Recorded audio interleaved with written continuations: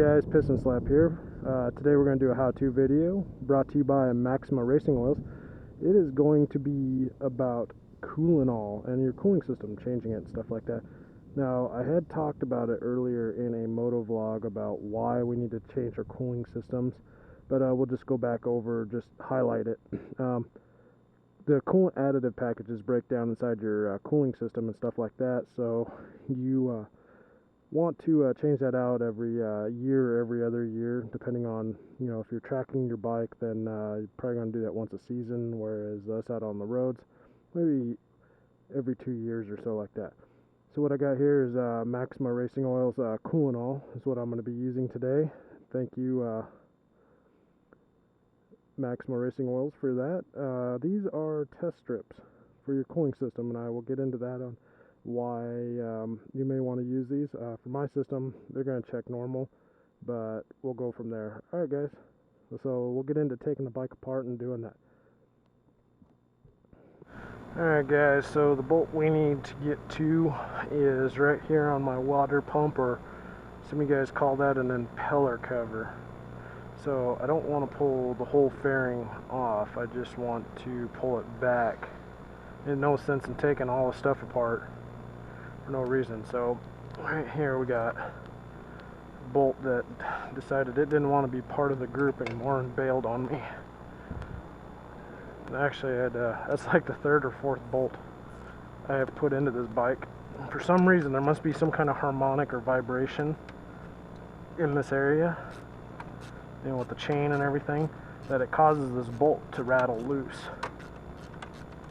And once it rattles loose, man, the fairing falls down a little bit, and so I ended up Loctiting this guy on there. And it was one of my subscribers goes, "I don't Loctite anything." Well, if you had my luck, man, and your nuts and bolts are always falling off your bike. I don't know about you, but I don't like chasing nuts and bolts. So that should give us plenty of access. Oh yeah, look at that. Look at that grease. Look at that. Who the heck? You think I'd have never ridden a bike before?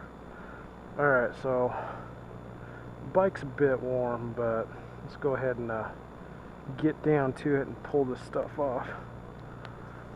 So what you want to do is take this cap. You don't want to pull it all the way off, you just want to turn it its first click. If you know anything about radiator caps, there's like a 2-stage area on it. Just make sure we're not going all the way off. Right there. Alright, so that's where the first stage is, and then you go a little bit farther and it comes off. Right there. So that's the off. So right there, just a little loose.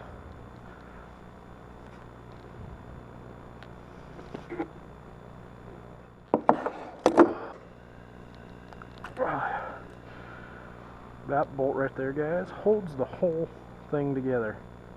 Everything. There's a little aluminum washer on there. Every bike's different, guys. Mine, we have an aluminum washer. I've seen a lot of bikes have copper washers. And so I'm going to get hosed here in a second, which I'm alright with that, because I get hosed a lot. Alright, so I don't want this on the fairings, but let that dry. Let me grab a cup to get so we can get a sample of that later for you guys. So with your coolant, guys, like I said, you want to replace that washer. Another thing, if you don't know, don't drink this stuff, obviously, but also on animals love this stuff. They just think this stuff is awesome. It smells sweet, tastes a little sweet. Some of it has like what they call bitter guard in it. Let's go ahead and just pull that guy off. I want to get this done today. Yeah, look at that.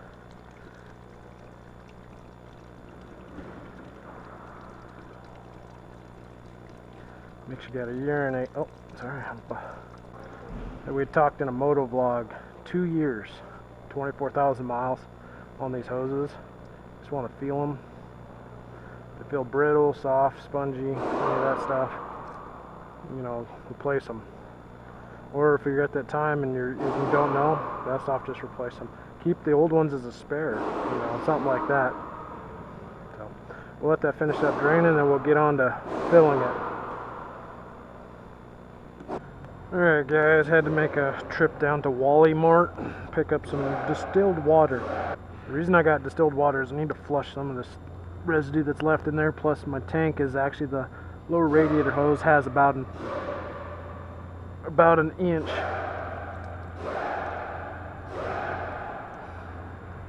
It's got about an inch in there, so there's probably about an inch, was 2-3 cores in there that are going to have coolant still sitting in them. Distilled water, guys, you want to use this in your radiators and stuff like that if you're mixing your coolants, because there's no minerals or anything in it. It's just basically pure water. If you want to know what distilled water is, well, then it's just maybe hitting up Google or something. But other than that, go ahead and pour this guy in there. So that's more than 2 or 3 cores, man. I thought it was only 2 or 3. It's like 8 or 10 cores. That's all that coolant just sitting in the bottom. Well, that's where all that sediment's going to build up, guys, and that's why you need to do this. You know, obviously, you know, to really be 100% about it, you should take the radiator out, and, you know, if you have sediment. I doubt this bike's going to have it with only 6,000 miles on it. I think that's plenty enough. What we'll do is pour some coolant in it to push the water down and out. And the coolant I've got today is it's a 50-50 mix. So Coolanol from Maxima Racing oils.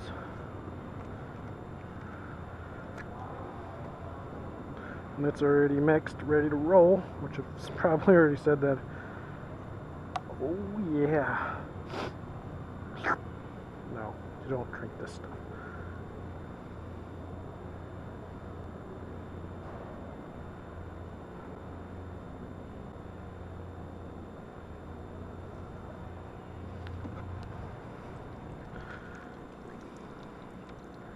Alright, so you're turning green.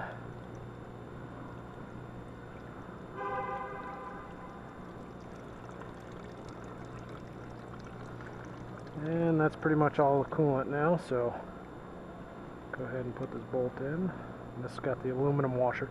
And like I said, guys, if you were watching this video before you do it, pick one of those up. Yours may be copper, you may have an O-ring, whatever, but it should be replaced. I'm not, because, well, I'm unprepared.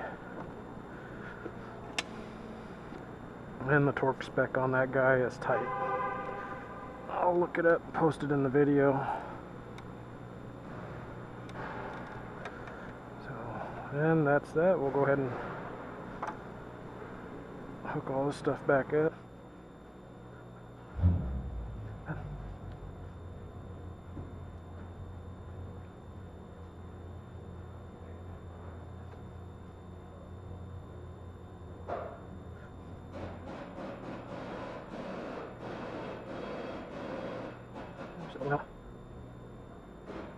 Alright, we're going to leave that cap off. You see a little bit of that coolant already into the, and don't want to overfill that, so what we'll do now is just go ahead and fire it up, and that'll purge any air bubbles that are in that cooling system. Now as coolant gets hotter, guys, it's like water, it's going to expand and come out. So see the level coming up a little bit.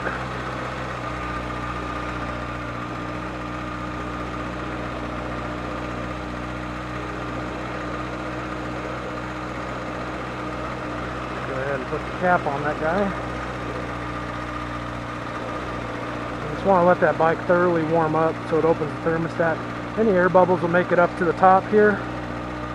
Go ahead and shut this off. You can hear me better. So what I was saying is, with the engine running, any air bubbles that are in the system, because you've already topped it off, there's still air bubbles in there, and when it's running, when that thermostat opens up and gets up to its full warm, it's going to work its way up to this cap. Well, what's going to happen is that air is going to get pushed down this line into here and then make its way out of here. Alright guys, so we got the new coolant in. What I've got here is, this is just water out of a tap. This is some coolant out of the bike. Have a drink. And here's some purified drinking water and these test strips. These test strips will tell you, one, your freezing point, and give you your alkali and acidic stuff on there. And it's got a little chart on here. It tells you acid corrosion protection. In here is your freezing points, whether you got red or green. And then right here is your pH, which if you're crazy and you know all that stuff, good for you. Alright, so first test strip. Wow, that's crap. Let's pull a different test strip there, guys. Something a little more. So you put this in for 2 seconds. If you go a little longer, I'm going to kill you, but you don't need to let it sit for a long time. So 1, 2. Shake it off. Alright, so that's just the regular water. So regular water, you can see it has 0 freezing protection at all. Its acid corrosion protection is below 3. It is like way out. And so on that it says go to step 3. Step 3 puts you, it's not even on the scale, I would say somewhere in between here where it says pass for alkali and everything like that. So physically it's okay to drink and everything, but it has no antifreeze protection. So that's why you can run this in a this is why you can run this on your track and everything, because it doesn't have any acids or anything in it that are going to hurt your bike or tear up the aluminum inside it. So that's that one. Looks, I mean, you can see it almost looks identical except for that last one right there. So here's the cooling system, guys. Let's get that guy down in there. 1, 2. Pull it out. Give it a little shake. So we're on the green. So we're right about, oh, what's that say? Negative 37 to negative 51. And the boiling is 129 to 132, I'd guess. I don't know what the heck. Oh, I'm sorry. That's in centigrade. Totally messed up. So negative 34 to negative 60 is where mine's sitting at. And as far as centigrade, guys, that's negative 37 to negative 51. Reverse alkalinity or alkaline. We are down here in the 6.6 area, I'd say. So it just says, okay, we don't even need to proceed to step 3, but if we wanted to, step 3 is right here. It looks like almost between 7.5 and 9 for your pH. So there's that. And here's this purified drinking water. I don't know if they'll be any different, but I just wanted to see, because I hear they put stuff in our drinking water for flavor. Right away, I can already see a difference. So here we go. 0 to 25%. I don't know. It's pretty close. So between 0 and 0 and 10 degrees or negative 12 centigrade. Our reverse alkalinity or alkali or whatever, it's off the chart. It's gone. And here we are, pH. Look at that pH, guys. That is in the service. So you do not, so look at that difference in the colors there. I don't know if you can see them all. So you do not want to put purified drinking water. This is stuff like out of your Culligan bottles and stuff. Don't put that in your cooling system, because that being red like that, man, that's not good. That's got a lot of, well, it doesn't have a lot of it. It doesn't have the pH isn't high enough for your cooling system. So that's interesting. Something to notice is, just your regular water, that would be okay, but still, regular water, guys, it's got your minerals and stuff in there. So, here's some distilled. Let's take a dip of the distilled, guys. See what's in this stuff. Maybe just,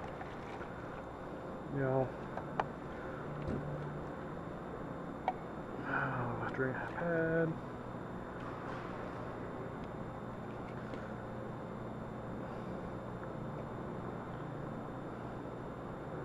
Even your distilled is, but your pH isn't going to be from minerals or anything like that. That's not really giving it any good contrast there. It's almost the same as the purified drinking water. I know on the purified drinking water they put, you know, potassium and stuff in there for that taste, you know, because you want to make it taste good for people. So your distilled water will be fine. Your regular tap water is going to have your minerals and stuff in it that it's not good for cooling. So with that saying, you guys got a good look at what's going on. This is what you want right here. Coolant. So anyway, guys, I'll show you a trade secret here. We're going to put this bike back together. Obviously, I got to ride it today. So let's just get it done and over with. In 3, 2, 1. All back together like that. Movie magic at its best. And you should always remember to turn your microphone on. Let's take this time, guys, just to thank Maxima Racing Oils for their Coolanol, for donating it. There will be a link in the descriptor below to get over to their website and check out all their awesome products. Not just this one, but they have many. And if you have any questions about coolant or anything like that, you know, shoot me a line, drop a comment. Be more than willing to help. As always, guys, appreciate you for tuning in and checking this out. I'm Piston Slap. Have a great day.